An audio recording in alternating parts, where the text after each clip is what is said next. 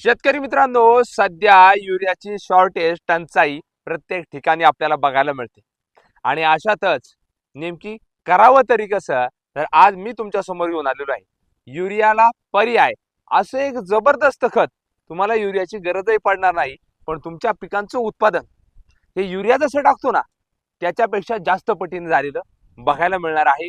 जय शिवराय. नमस्कार शेतकरी मित्रांनो, मी मिलिंद भोर स्वागत करतो तुमचं मिलिंद भोरे आपल्या परिवारामध्ये शेतीविषयक युट्यूब चॅनलमध्ये.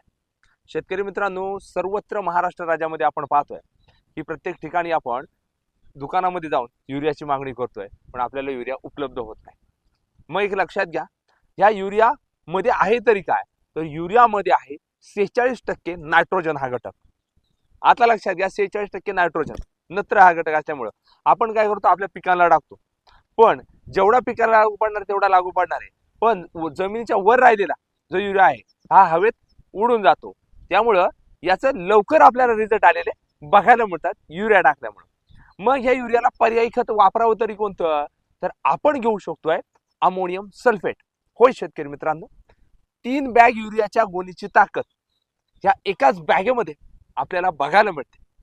आता अमोनियम सल्फेट यामध्ये घटक आहे तरी कोणता, तर लक्षात घ्या, यामध्ये 21% नायट्रोजन, तर यामध्ये 24% सल्फर हा घटक आहे, जे तुमच्या पिकांना हळूहळू रिलीज करतं, म्हणजे हळूहळू तुमच्या पिकांना लागू पडतं आणि सेम युरिया सारखेच त्यापेक्षाही जबरदस्त रिझल्ट आलेले बघायला मिळतात.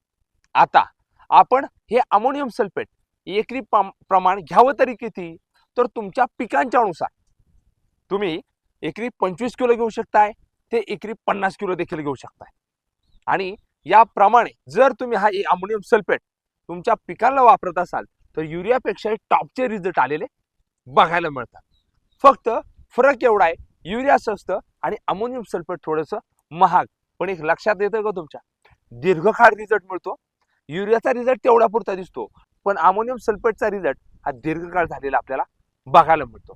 आणि विशेष म्हणजे तुम्हाला सांगायचं झालं तर ज्या शेतकऱ्यांक शारपटयुक्त जमीन आहे, चुनखडीयुक्त जमीन आहे, या शेतकऱ्यांनी अवश्य म्हणून युरियापेक्षा अमोनियम सल्फेट या खताचा वापर करणं तितकंच महत्वाचं ठरतं. त्यामुळे शेतकरी मित्रांनो, सध्याच्या घडीला युरियाचा शॉर्टेज, युरियाची टंचाई आपल्याला जागोजागी बघायला मिळालेली आहे आणि दररोजही आपण पाहतोय.